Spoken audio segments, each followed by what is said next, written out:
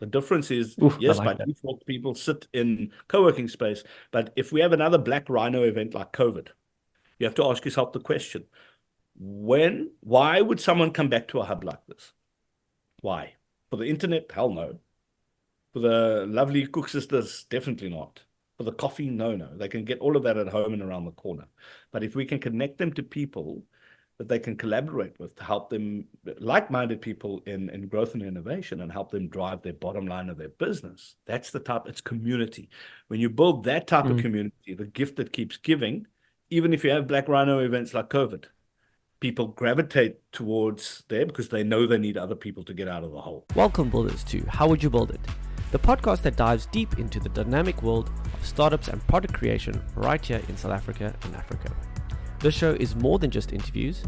Every week, we sit down with the brilliant minds to provide a masterclass for building digital products amidst the challenges and opportunities unique to our continent. From seasoned founders to dynamic product managers, we uncover the unique stories and strategies behind some of the most innovative digital products being built. So for all the aspiring founders and product builders out there, you'll discover that each episode is a wealth of practical wisdom and local and actionable insights. Make sure to subscribe or follow wherever you listen to our podcasts and connect with us on social media for even more content. Now, let's dive into today's episode. Welcome, builders, to another episode of How Would You Build It? I'm very excited to have Kieno Kammies. He is a legend in the field of broadcasting and everything, and now he's in the innovation space. And I'm so keen to hear his story and his insights into his journey here. So, Kieno, we've already been chatting about your transition from the media space. Can you tell us what motivated you, what inspired you to go into this innovation area and do Innovation City? Okay, base level, right? I am very grateful for what media has done for me. It's given me a platform. It's given me a wonderful opportunity to engage with people who are starting or who are taking the problems that we all talk about, and they trying to turn that into opportunities, and they're actually converting that into opportunities in businesses. So that's just my little caveat. Very happy with the platform media gave me, but I got really sick and tired of Skopskid and Dornerd and negative reporting all the time, regurgitating the same stuff, even business, right? When you discuss business, it's the same CEOs that we all hear about. So we all Mm. know that they started their companies way back when Jan van Riebeeck landed. Times were tough, and they found an opportunity to grow this business. Why do we have to hear about them? Why do we have to hear about them each and every year? Mm. So for me, one of the main reasons on Cape Talk and 702 that I actually started covering entrepreneurship and chatting to VCs, I actually found out what the hell a VC is. I'm like, oh, that's Mm. interesting. Maybe we should talk to them. And I just fell in love with what everybody's doing. I'm like, oh, cool. People were moaning about this last week.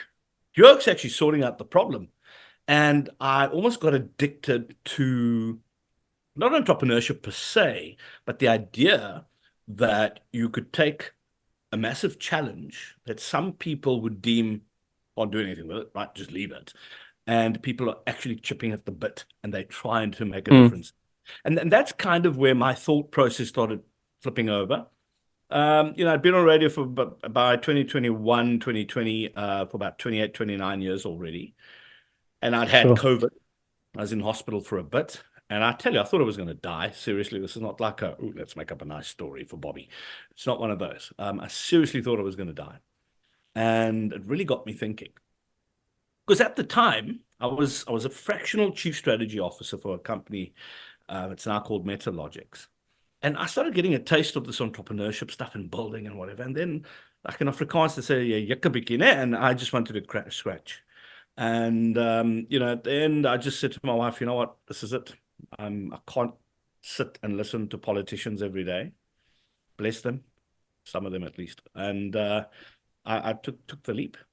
Yeah, I nice. didn't know what I was didn't know what I was going to do, Bobby. By the way, didn't know Yeah. what I was going to do, and I was fortunate. When you do breakfast shows, they tend to look after you. I can't really go into those details, but I You had the you get benefit you get of breakfast. yeah, yeah. I don't know, maybe keep breakfast, yeah. And I had a bit of time to sit and think and meet, and then started with Rob Paddock phoning me saying, "Hey man, we're starting UCT Online High School. Oh, I nice. said, I'm the wrong oak. If you saw my school results. And then he said, no, we're looking for a head of culture. And I said to Rob, what's that? And, we eventually went down that road. And eventually my good friend Stefan Egberg got hold of me. And we started talking about Sophia Antopoulos that he experienced. We both knew someone from Epicenter. I knew Ula from one of the conferences I attended up in Europe, and of course Patrick, who's the CEO of Epicenter, knew Stefan, and Stefan knew Ola as well. So we ended up having this conversation and started dreaming about what could be, and that's where the journey started. Mm, yeah. So I missed my introduction with Rainier. So Rainier, thank you also for joining on the podcast, hiding in the background. But good to have you join us as well. Rainier, you also had the same kind of feelings, right? Whenever we talk about why you started started the newsletter, it was a very similar sentiment, right? Yeah, and to Kieno's point, you get it felt like South Africa was drifting in this direction where a lot of people were waiting for politicians to do something. And, respectfully, actually globally, politicians, people sitting around waiting for politicians to do something, just they'll wait forever. Because the business of politics doesn't function the way we think on the outside it actually functions. It's like a career path and something you do that doesn't necessarily line up with the expectations of the general public. And I say that with a lot of respect. I do think we do have a lot of politicians that do great work, but that's not the point of this conversation. I was also really moved by people going, you know what, let's just stop sitting around waiting for things to happen. Let's make things happen. And the creativity that you see that people apply in solving the most complex of challenges, like, solving private education. I mean, you speak about UCT online school, Robert Paddock, and the mission they're on, and that story is still, not even halfway written. There's so much more to come with what they're busy with. But just looking at solving something as complex as that, and South Africans have a history of doing that. I mean, private healthcare. We've got some of the best private healthcare in the world. Mm. And we can take a lot of those learnings and see, okay, how do you do this at scale at more affordable levels and start expanding it to the rest of the population that doesn't have access to it. But in terms of a quality product and just putting it together, I think we've done amazing over the years. And in the startup space, you see more and more of that. Another example is just financing for solar. I think we're probably a world leader in terms of individual financing for solar. People are renting solar products, like we're putting up solar everywhere because out of necessity, some people are sitting down and getting really creative. It's not only tech. I mean, they're really building these models of how do you finance it, raising the capital for it. Just saw Go Solar now has 10 billion war chest to go buy solar and install it on every house. Like, it's an enormous amount of money. So obviously they were only able to raise that amount of money because the model shows it can work. And I love that creativity. I love how we just get to work and solve problems. And one day we're gonna turn the tide with South Africa's economic growth. And when we do, the lessons we would have learned the last X amount of years would just, bring forth exponential growth. And I'm really excited to see that happening. And that's the vision I have for the country. I think, you agree. Like, Totally. we're a year or two or three or four or five away from double-digit growth in this economy. And I'm not an economist. I'm a optimist. So, but I see that in the level of creativity that people apply in business every day. I had so we've got an upcoming sort of TV show, making my re-entry into media. And I spoke to one of the founders of a massive fund, a couple of $100 million. And the faith he has in the continent, not just him, but the other unicorn founders who put money into this fund. I mean, I love the fact that you're talking about solar in here. I've got a lot of time for the guys at Suncash, for example. The way they on the block chop up these solar panels and people can invest in it. That to me was just like, wow. And for me, for the very first time, a discussion around blockchain actually made sense and it was tangible. And we need more of that, by the way, to convert more people. A company called Botlale AI. They're using large language models to do, I mean, we've all heard of large language models, and we've all heard about GPT-4 and all of it. But what they're doing is they're using large language models for African languages, so that when I want to use whichever service provider I'm using, if I want to update, load, airtime, etc., I can do so in my mother tongue. And that is transformational. That's airtime is just one aspect. Think of that moving to healthcare. Think of that moving to education, mother tongue education. People have been talking about it for the longest time. There's a young guy from Limpopo who's busy solving it for us at the moment, right? I mean, geez, there are loads and loads. I mean, even a company like Bitprop that sits at Innovation City, they're not strictly a tech company, but they bring Nordic money into South Africa. They look at the backyard dwellers, for example, in Khayelitsha, and they say to them, the owner of the property, hey, why don't we make a deal here? We know you're the owner. We'll build apartment blocks, right? You rent them out. We do rev share for 10 years, and we'll hand this whole block over to you, lock, stock, and barrel. Now, inherent in that would be technologies that are needed, the internet, you know, and for me, that is what excites me, man. And the politicians don't even know about these things. A lot of them don't, in any case. So yeah, Renew spot on. And I love, by the way, you know, my little media thing that I'm doing now. I was very much inspired by you and Caleb Maru and the good work that you guys are doing. So I want to take my hat off to you. You're doing better journalism than most people who, I don't know if you have a degree in journalism, but you're doing better journalism. No, engineering. Engineering. Well, that makes sense. Which is why it's so meticulous. But you're doing better work than most journalists I've worked with over the years. So well done. Thanks, Kieno. Appreciate it. Cool, man. And you know what? I think a big thing, which I think is why we're so excited to have you here, Kieno, is the ecosystem, right? Because I mean, we're just as good as the ecosystem. So what would you say? I mean, our ecosystem is actually quite young if you think about it. It's quite small. Like it's very easy to know pretty much, you know, all of the people that are currently playing in it. What would you say is the big thing that we need as an ecosystem to really take this to the next level? And you know, often people speak about Silicon Cape and Silicon Savannah and all of these things. We're not making silicon chips here, so we're not going to call this silicon anything. But it would be great to really see this ecosystem take off. What do you think is the key ingredients that we need to add to it? You know, I'm going to be biased here because obviously we launched Innovation City. Now, having said that, I don't think Innovation City is the beginning and end of everything. For me, it's about this whole thing should be Collaboration City. We have all the talent. We've got the ideas. We've got some corporates who are willing to work with scale-ups, high-growth startups because it makes them more nimble. We've got VCs who, you know, really, I mean, Launch Africa VC sits in our space. And to see how Zach and Junaid have taken this thing over the last couple of years, they've turned it into the most prolific seed pre-series A VC on the continent with about 140 investments. I mean, that's phenomenal. Those are operating.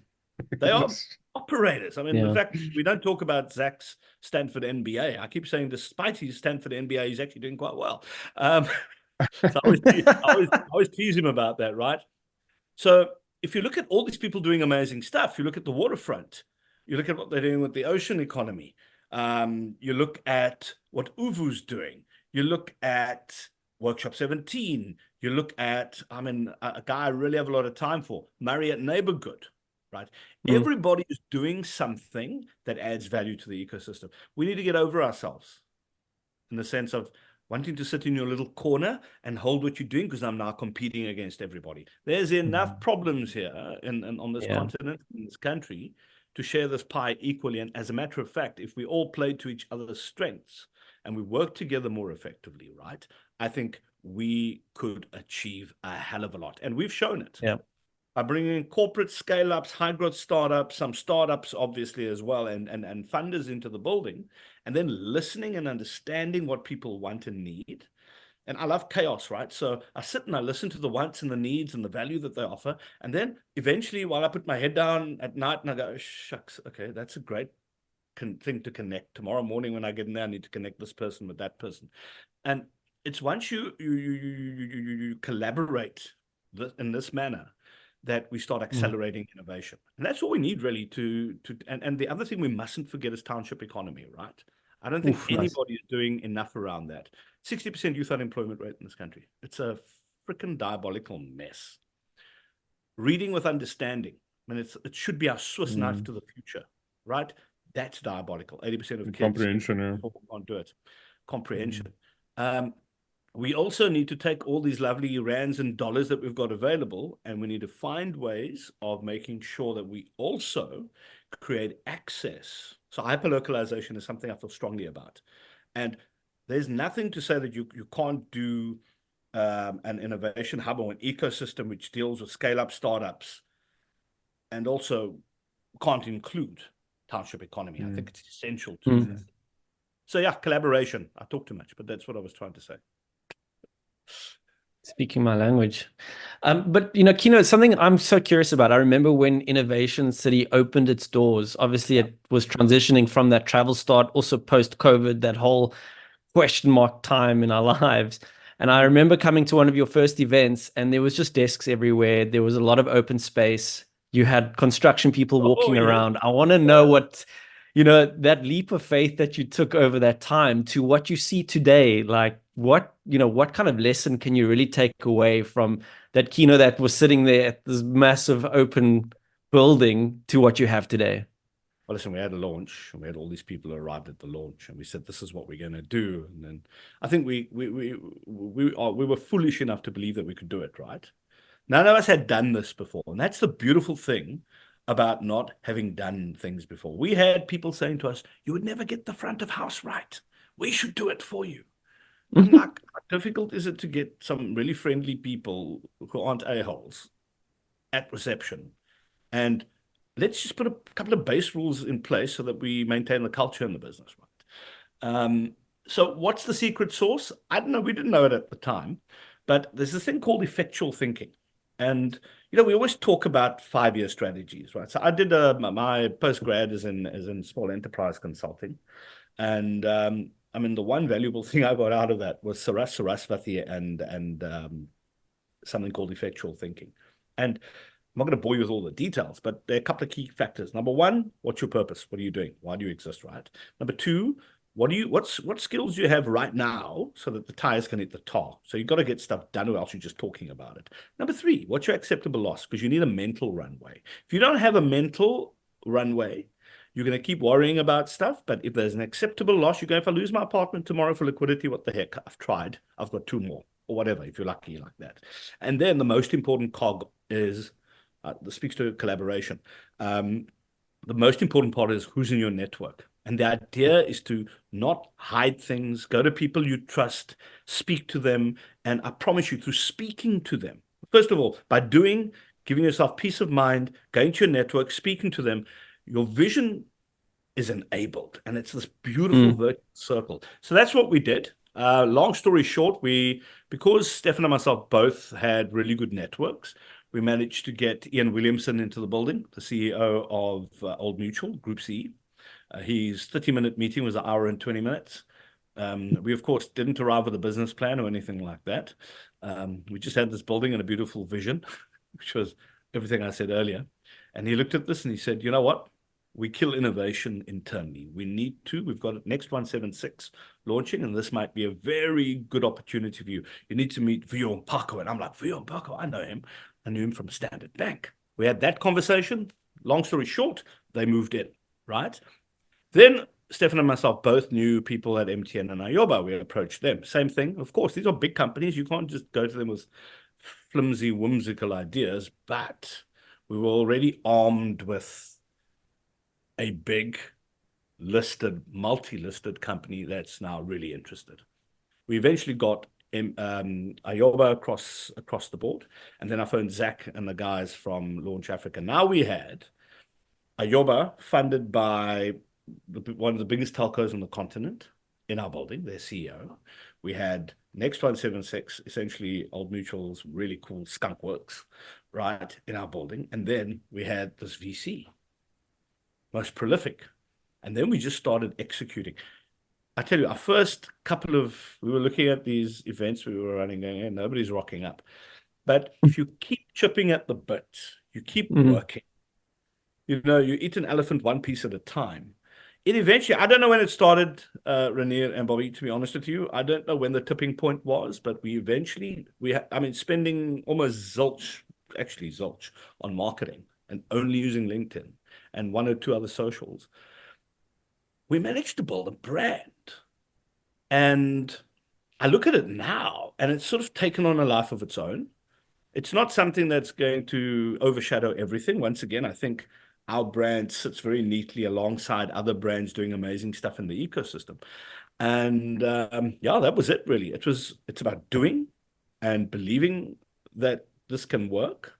Of course, having a bit of funding to do this. We won't go too much into the funding, but yeah, it's a bit of that. There's a bit of debt to repair as well. But I mean, at the end of the day, if you believe in something, you have to do it. If you don't do it, if you're not speaking to the right people, if you're not taking a couple of no's, because it's not as if we spoke to these two corporates and they were the first two, then it's not a fairy tale. There are lots of people who spoke like, what are you talking about? Not going to, there's too many co-working spaces in Cape Town. Why do you want to do another one? And now we say to people, this is not a co-working space, it's a business outcomes hub. The difference is, yes, by default, people sit in co-working space, but if we have another Black Rhino event like COVID, you have to ask yourself the question, why would someone come back to a hub like this? Why? For the internet? Hell no. For the lovely cook sisters? Definitely not. For the coffee? No. They can get all of that at home and around the corner. But if we can connect them to people that they can collaborate with to help them, like-minded people in growth and innovation, and help them drive their bottom line of their business, that's the type, it's community. When you build that type of community, the gift that keeps giving, even if you have Black Rhino events like COVID, people gravitate towards there because they know they need other people to get out of the hole. But Kieno, I think you're touching on such an important thing, and I think it's applicable in any business, anything, anywhere. Like, we've COVID has really like accelerated this journey towards isolation and loneliness, right? We're sitting at home, working on our things, and we think we're fine, but we're actually not really fine. We need to engage with other people. We need and not like this only. We need to face to face meet people. Yes. And you're hearing so many corporates saying, "Oh, we want to bring people back because it's like that energy in a room is what we need to get stuff done." And I really think I think you're onto something there. Like the world's heading in that direction. At least the people that are going to win in the future will be people that understand how to create community and connection. And with AI as well, AI is accelerating this thing. Like, I mean, more and more we're going to be interfacing with bots. So our desire to interface with people face to face is just going to keep increasing. But you mentioned something earlier which I found really interesting. I mean, you obviously have some of the the Swedish partners involved, and I know you also deal with a lot of people from all over Europe and all across the world that come here and they want to invest and they want to set up shop. Like, what did I find attractive in South Africa and in the businesses? We hear a lot of stories. We hear Shell is pulling out. We hear all of those stories, and I mean, some of those stories have good reason. But you engage with a lot of foreigners that want to invest here and they want to build businesses here. Like, what is a common trend or theme that you see from people like that? I spoke to Chris Becker, interviewed him some time ago, and he said it's all about live, work, play. Talent, especially talent that can work from anywhere in the world, they gravitate towards spaces where it's really cool to live, work, play, cost of living is a lot less. So let's not, and I mean, everything else aside, just Cape Town, for example, as a destination, right? You come here as a European, you look at what it costs to buy food, to live here, get an apartment, to rent, and you're going, this is cool.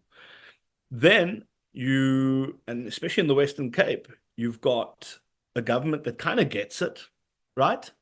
I mean, they can do more, but the fact that they put solar in place to help us with our load shedding, and we're 2 stages behind the rest of the country. I mean, that's a winner.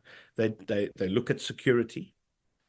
I heard the Premier the other day at an EU function going, I'm looking for AI businesses. We need to look at AI. And they've just onboarded new technology to keep the city and the province safe. How that's going to work, hopefully better than ShotSpotter.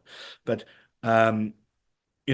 the fact that we have a government in the Western Cape, and this is not politicking because I mean I've got my issues with the party as well, but the fact that we have politicians that realize the ease of doing business is important, the fact that we have MACO members that actually try and drive economic development.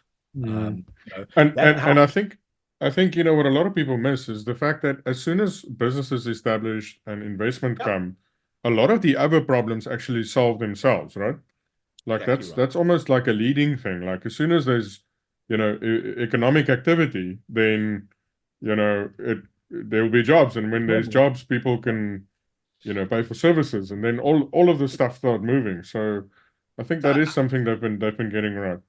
Absolutely. I've been cunning on a bit about the politics, but actually, I mean, that's a minority, sort of the minor part of it, right? Because obviously you want a place that operates effectively and kind of looks after you. But it's the beauty of this particular space. I know someone who started a fund in Germany. I think it was something like a 40 million euro fund, right?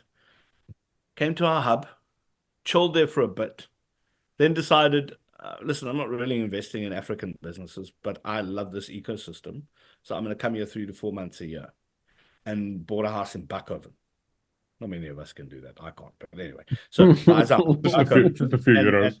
yeah, if you look at the Spiegel and a lot of these foreign newspapers, the Germans write about it all the time. Half of the ecosystems in Cape Town come November, December, January, February, March. Why? Do they all do business here? Hell no. I mean, they're all coming for a good time, but they're finding like-minded people. They're networking.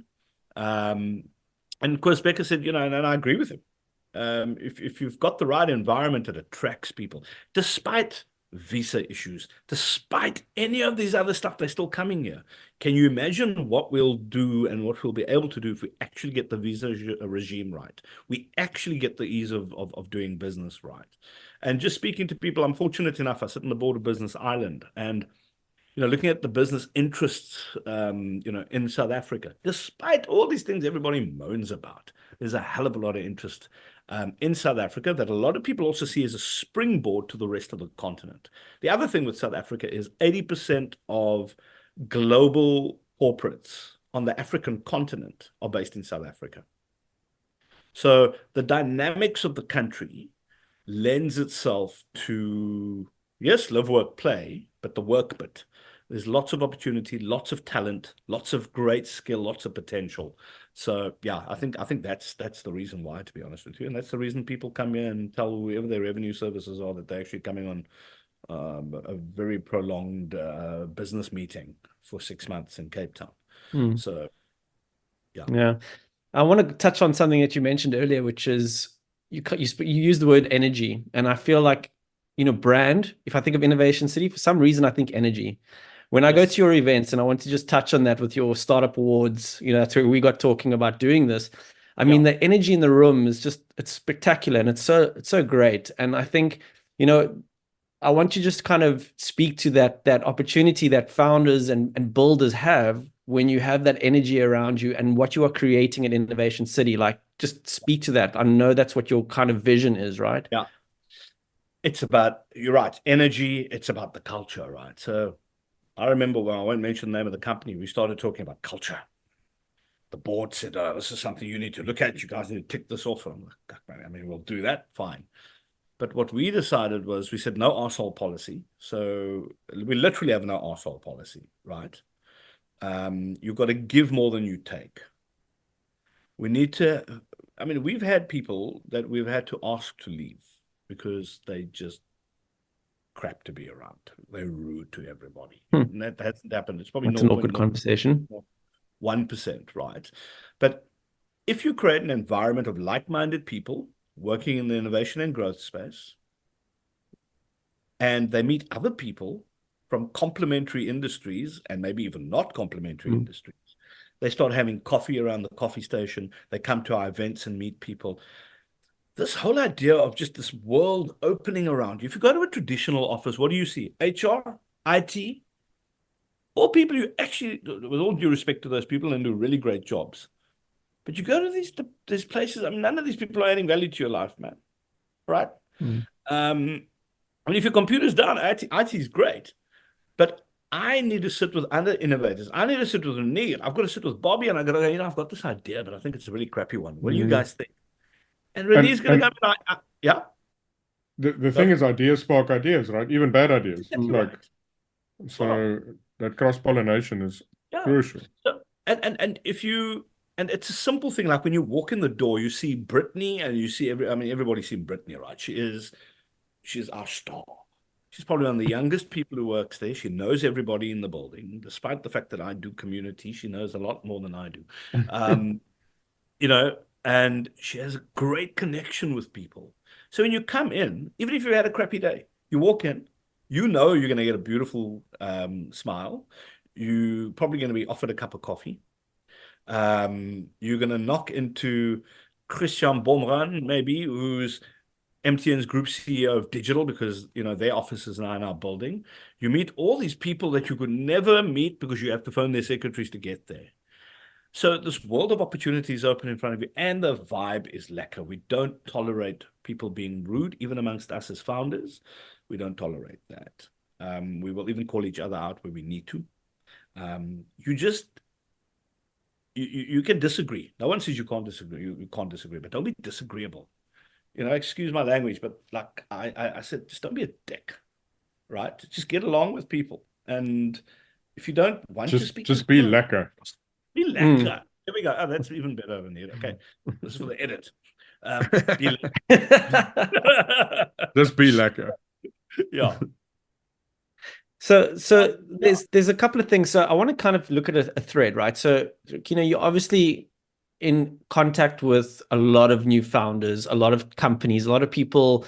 You must hear a lot of different stories. So we've kind of spoken about the political landscape and the opportunities of there. We've spoken about the power of networking and what you guys are doing at Innovation City.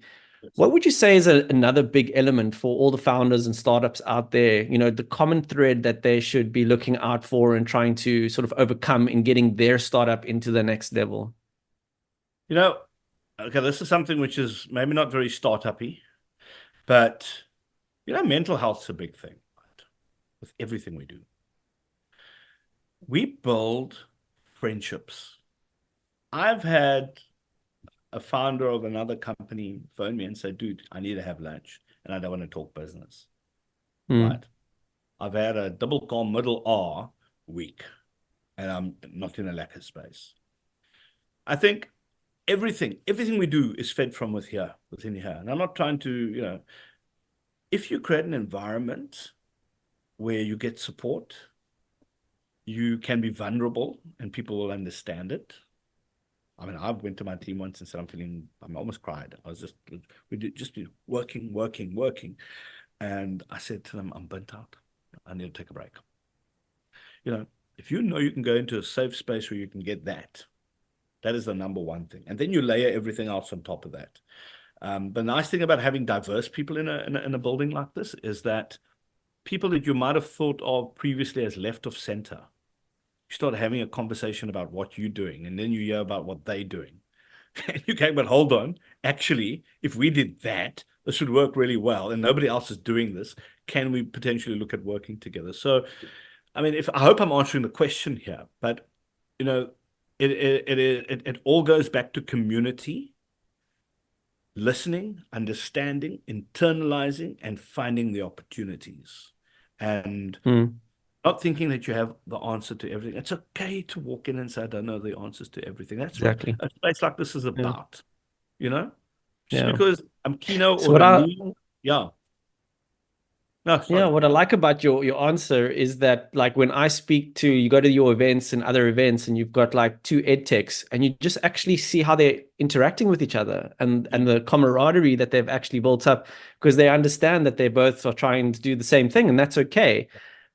It's like, that's what I love about your answer, is how these environments actually amplify doing that instead of holding back, like you mentioned a lot earlier in the conversation. So I like that. So actually lean into it, lean into your vulnerability, and actually have the conversations with people who are going to help you on your journey. One of the co-CEOs of First Rand Ventures, when we launched this thing, said to me, it's okay, you're going to get all these people in. How are you going to get them to get along and speak? And you never know. we could have gotten a whole lot of sour people in the building, and then no one would have spoken to each other and whatever.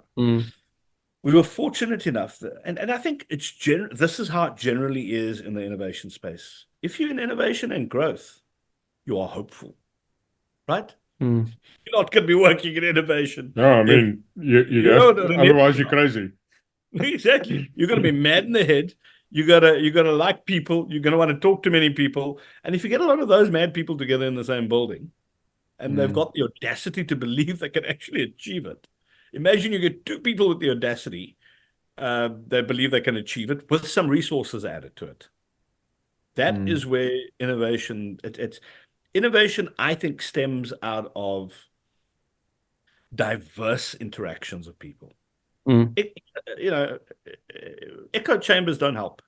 It's actually being challenged. It's actually going, oh, there's another perspective. It's, oh, does that tech exist? Oh, my word, we should try it. And just doing it. I can't agree with you more on that. And I think, what's really interesting is like how cross-sectional learning can be, right? If you're an edtech and you're chatting to a medtech founder, right? I mean, they're far apart from a, what they're trying to achieve perspective. But some of the learnings in the one or experiences shared to the other one, connects dots for things they're trying to solve, which is completely unrelated. Absolutely. Right. And I think that's what's so beautiful about the founders engaging and sharing ideas and, talking about experiences because, and it's one of those things that you can't force this and you can't recreate it. Like I don't know what I've learned and everything that I've attempted. Right. But if you and I have a conversation, everything that I've learned kind of comes packaged through in how I give you feedback or challenge your idea or share my idea, right? And layered within that, actually you get some learnings, right? Without you even knowing, right? And all of that just builds this repository of know-how. And I think if you think about Silicon Valley, I think that's really what they got, right? They got a lot of people doing a lot of different things, talking to each other about all the different things they're doing. And that's step one. Step two is you have a few successful exits, and these guys bring money from exits back and invest in some of the cool stuff other people are building. So I feel we're almost like, step 1.5 here. We're starting to see people building some cool stuff. We'll see some exits in the next few years as the economy starts turning. And then, the next phase really kicks in and these guys coming back and putting some money in. And you get people like Hans Ortling from North Zone, for example. They see, I don't know, they've just invested in Smile Identity, co-investment of $20 million. They also invested in Time Bank, good couple of million. And, Hans, as you know, and I think I pointed this out, was the original investor, big investor in Spotify and Klarna. And they've done all these deals across Europe, the United States. If he picks up the phone and says to someone in another fund going, hey, we found a great investment. It's buy now, pay later, but on steroids, and it's doing it differently. We've just spoken to Niklas from Klarna. Niklas thinks this has got great legs, and quite frankly, we think there's a market for it because we've spoken to. You take the $200 million that's invested, and you turn that into $2 billion very quickly. You need people always. We've got this foreign phobia rubbish. Like even with these, I mean, I wrote something in Business Day the other day about the visa, right? The nomad visa, as some people call it. And I look at these media people who write about how bad it is and how jobs are going to be taken away. I don't think I've heard the biggest load of blogs that I've read recently around this. We need all these people in this country. They bring skills, which they can share. They bring capital. They enable us to achieve what we know we can. We've got all these young people on the continent without resources. What the heck are we going to do with them? And this is systemic. It's been going for a long time. I had friends that were trying to do this. I'm talking like 10, 12 years ago that I had colleagues that were trying to do from Amsterdam. Yes. And they just got blocked. They left, right, and center. They just got blocked. They ended up leaving. And their whole initiative that they were starting stopped in its tracks. How sad. It is. I mean, we have an M&A lawyer, one of Sweden's top, as a matter of fact, he was probably Sweden's top M&A lawyer, currently providing internet and employing 15 people and operating primarily out of Khayelitsha. You show Amazing. me some of these moaners who are doing that. They're not. So Exactly. if we let the right people in, man, we can literally work miracles, I reckon. And it's the making the pie bigger mentality, right? And I think that's, Right. forever South Africa has had this, the pie is finite and it's actually getting smaller, and we need to, Yeah. cut the biggest slice possible. Where, the opposite is, and that's I mean, this doesn't have to be economical debate, but there's many beauties and downsides to capitalism. But one of the beauties is the economic incentive really incentivizes people to make pies bigger. And as Yeah. we make this pie bigger, like, all of a sudden there's Mm. jobs everywhere and there's more opportunity and there's more, because I think people try and think of the economy in financial terms as profit and loss. Like, if this guy gets money, I can't get money. That's not how economics work. Yeah. Economics says the more transactions we have, the more money everybody has. Yeah. And because the money keeps Mm. spinning, right? It's just we need to get it Exactly right. spinning quicker. And if it spins quicker, Multiplier. all of us win. And that's really what it's about. Like, we need to get out of this mentality of, somebody else gets, I loses. No, if somebody else gets, they're going to spend. And when they spend, there's opportunity for me to get. Man, So, look, let's get it um, moving.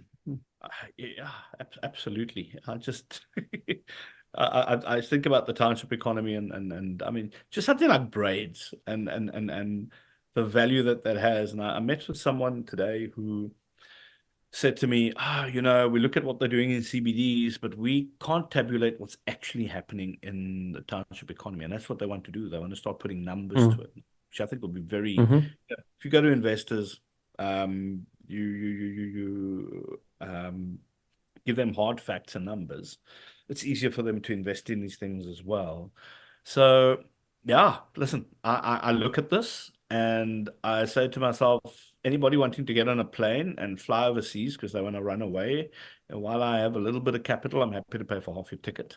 It just leaves much more for people like ourselves to take advantage of.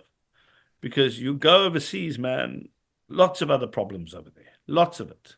And I would Mm. rather I, be, I spoke to a startup today, Keenan. They yeah, raised money and they startup, but they've been mm, going for 12 years. They raised yeah, money to launch in the US, right? They mm, hired a VP of sales. They had to pay the guy a salary of 400,000 rand a month. ah, What? They pulled back. They're like, it's just too expensive. Like, you cannot. I'm no, like, they're just focusing no, on South Africa. They're profitable here. They're making money. They're like, the US can leave, you know. And it's funny because often we think, oh, you need to build a startup here. Let's go to US. You're going to make a lot of money. Yes, sometimes, but it's also super competitive and freaking expensive. yeah, So, hear stories like that. You go, well, they can be highly profitable just focusing on South Africa. And that's what they're going to do. They're just going to optimize. Still have market left here. They can, decrease costs and make more mm, money. yeah. Fascinating. No, it is. And, we launched a little dev company called CogTech, as in Cognition and Technology Innovation Lab, and which does everything like wicked problem solving with design thinking all the way through to solutions phase, where you Love it. actually ideate, iterate, mess around till you find the right thing. Because the one gap I saw in the market really is that many dev firms get handed these things, right? Devoid of any knowledge of strategy or what exactly they're fixing for, then you sit with a solution design that you're going to get off the ground, right? Very disjointed. And now you have to build this. But if you can be part of the process, part of the ideation, you've got access to networks that can help those businesses. Mm. Then you get down to the build, and it becomes a much cheaper exercise for you because you actually know who you're building for and what the So much nuances you're breaking through all the school fees that you have to learn are. before, because they just dive in and they start building and then they realize there's school fees. They don't realize there's a bit of school to go through first. Exactly. But I mean, you both understand the dev space well. And you know the value that, I mean, we've got the skills here. So we've got UWC, they're doing some great stuff. You've got Stellenbosch University, you've got UCT, great talent emanating from that. Some of the people that we work with and are Stellenbosch based, they don't want to leave the country. They don't mind going to Europe for a month or two, but they want to stay here, provide services there, bring back dollars and euros here. I mean, that's a clever way Beautiful. of doing it. You're getting a 40% average saving. So, I mean, we concentrate on IoT, So IoT engineering, hardware engineering, and AI. And those are it's the hard stuff. But once you get the client and once you can prove what you're worth, it's the gift that keeps giving, and you're getting it in dollars and euros. And then just on another point very quickly, we were talking about some of the challenges, and I think democracy can be as much of a challenge as a dictatorship if you're in the wrong democracy. If you look at TikTok now in America, you look at, I mean, there are many spaces where people are just clamping down on tech, right? And I mean, to a degree, I think obviously we need regulation. But I mean, America is a great example of how things can go really wrong if you get the wrong people in power. So democracies are great if you have a centrist government, which won't So, change much, like in Ireland. so, Kieno, you know what I think? I think Yeah, we've been running democracy too long, and politicians have figured out how to game that system. exactly. And it's like any system, right? Think about like, anything you put in place. Like humans find shortcuts and ways to kind of get results because, focused on getting an outcome instead of, the process. And that's the result. And it's not a uniquely South African thing. I think it's a global thing. Yeah. And also the world has changed substantially from the 90s, right? I mean, we're now much more globalized, we're much more connected. I mean, government debt has shot through the roof because of a lot of this stuff. Yeah. So, I think a tweaked model of democracy is likely on the cards Mm. for the next decade or so. You just need policy certainty, man. Damn it, if I'm going to change someone's lives, right? Allow me to do so. I love that camera you have that's following you all over the place. It's fanning you. Either it's one of those dynamic cameras or you're moving a phone. But anyway, it's The secret. the secret. So yeah, I think you're right. I think if we have policy certainty and you just let us do what we need to do, as long as we're creating jobs and opportunities, and people are able to get proper health care, kids can get decent schooling, people can put food in their mouths and have dignity. That's pretty cool. But just leave us alone. Just let us do what we do. If we mess people up, then come after us. But when you have a centrist party that's running it and they're cool, then you get some freaking right wing or left wing party that has an issue. It just takes everything and just turns it upside down. And I mean, that to me is highly irritating. So, But you know what, that's actually something that South Africa does have. We just have the corruption side, which is not great. But the government generally leaves us alone. they do. They do. It's Unless they want our tax money, which we happily hand over, because I don't think any of us want to mess around with them. I mean, let's not talk about what they do with our tax money, but they generally, you're right. That's literally the problem. Like, just do better things with the tax money and keep leaving us alone. Like, I mean, I'll pay you 40% tax. I will pay you leave me alone. I will pay you 40% tax. You leave me alone. You make sure I can walk into a hospital and not catch a superbug, or die while I'm waiting for you. My kids can Educate my children. education that is future proof. I mean, I said to him, my son's 22, suffered with a bit of depression. I took him out of grade 11, put him through the Raymond Ackerman Academy for Entrepreneurship, scored 78% there. He's now working with Veldskoen, for example, to launch their skate shoe internationally. So with his Oh, wow. Very cool. I said to him, don't go to university. I'm on the board of a university, Tiba Business School. But I said to him, you don't need to go to university. What I want you to do at this age is mess things up, learn. As long as you internalize your stuff ups and understand and just move forward. Because you end up building more wealth when you start early. You get like me and you get to like 47, 46, and you go, shucks, I better do something else with my life. Bit of pressure. Like catch up. You've got to play catch up. But if you do that from a young age, the amount that kids who matriculate don't even understand square meterage, man. Don't even talk to them about tax. Well, in a lot of the schools, right? In our schooling system, we beat kids, not physically, I hope, but just mentally beat them into submission. They're not allowed to ask why. Teacher says, this is the way you solve a problem, then this is the way you solve the problem. And we end up generating this workforce that believes retirement is a retirement annuity is the only thing I need, and then I'm sorted in life. And that's great for people who believe that and want that. But there are lots of people who get caught up in that system that gets dragged along with everybody else. So just going back to what we mentioned right earlier, we need to, a big part of that is if we get the right people, is to take the schooling system and make sure that we generate thinkers, critical thinkers, who aren't too scared to try and do something and even fail, right? So anyway. Love that. Yeah, this is great. Thank you very much. But before you go, we have our exciting Builders lightning round where we ask our guests some lightning questions, and you don't have a lot of time. You have to give the first answer that comes to your mind. And we'll give it a few, and then we'll wrap up. Okay. Yeah, exactly. We count on people not. Okay. Very easy. What book do you recommend founders to read? Something you've read that you feel they should also pick up on? It's got F in the title. I keep forgetting. Hold on. Look, man. The Subtle Art of Not Giving an F. Okay. Oh, really? I like bought that for my mom as a Christmas because present a couple of years ago, by the way. It's a surprisingly useful book. It's a very useful book, actually.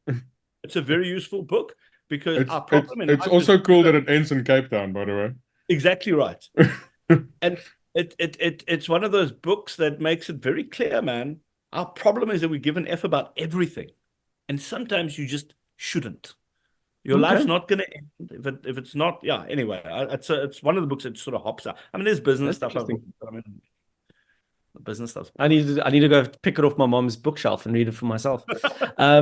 What's the best advice you've received, or a lesson that you've learned in your life that you want to give to a new founder? It's easy. Aptitude and attitude is everything in life. Put your foot in the door. Show people that you are willing to learn. Show them that you have the aptitude to learn. Then freaking execute, and who knows, they might hire you or something might happen. Love it. What leadership quality do you feel is the most important for a founder or a CEO or someone that's managing a tech team or a new tech startup? What quality should a leader have? Listening, understanding, internalizing, and then acting. Brilliant. Too many people who run these tech businesses think they know everything in the world, and that's a very dangerous place to start. You don't hire, like, what's that cliched quote? Steve Jobs, if it even is attributed to him. We don't hire people. So we don't hire. We hire them so that they can tell us what to do. And I totally believe in that. You have to hire clever people. Love that. Kieno, you're a man of many You're a man of many hustles, many jobs, and you're on many boards. What habit do you contribute to your success and being able to get through it all? Networking. First of all, understanding what makes me tick, right? So entrepreneurship, more importantly, granular entrepreneurship, and then surrounding myself with people who represent ways of achieving that. And just finding the right network to be in and learning from that network and then taking the opportunities that those networks present. I mean, my Business Island board membership was as a result of me finishing more Guinness than most people in Ireland 1 November. No, seriously, a friend of mine, Caroline, who's on the board of, she's the CEO for H&M Africa. We were talking about the way things are happening, and we both very contrarian. And she said to me, "Come, they asked me to join the board. Will you join?" And then I met Frank Gormley, who was amazing. And he said, "Listen, will you join the board?"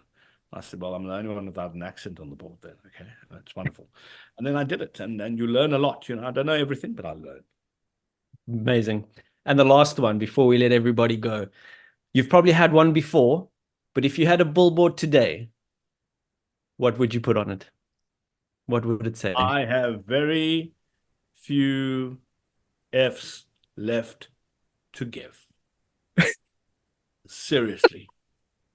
I care. I mean, the only F's I really have are the people I work with, the people in my life, and the people who impact, me.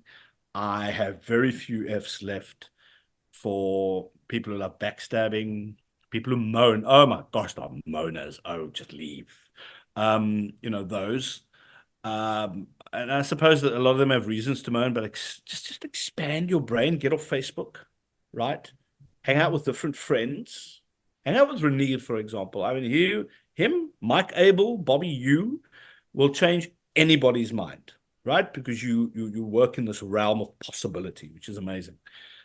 So I have very few F's left to give because I'm 50 in June. Well, I'm not going to time it. I'm just going to say it. Because I'm 50 soon, right? I have more time on that side than I have on this side. If I kept giving a lot of F's about everything, I'd be wasting my time. Yeah. Understood. Renier, your biggest takeaway from today's conversation or any last questions? No, I'm just excited about the future of innovation and tech and startups in South Africa. And yeah, keen to do more stuff together. So let's do it. Let's do that. I definitely would love to. That's the thing. We talk about collaboration, right? It's not just about ecosystems. It's people like us who generate content and speak to a lot of these people. So we need to hang out more often. So, Agreed. Cool. Agreed. And Bobby, on that note, Kieno, thank you very much, Kieno. Thanks for joining. This was awesome. Renier, again, always great to have you on the show, and we'll see everyone again later. Thanks very much. Thanks, guys. Okay. Thanks, Kieno.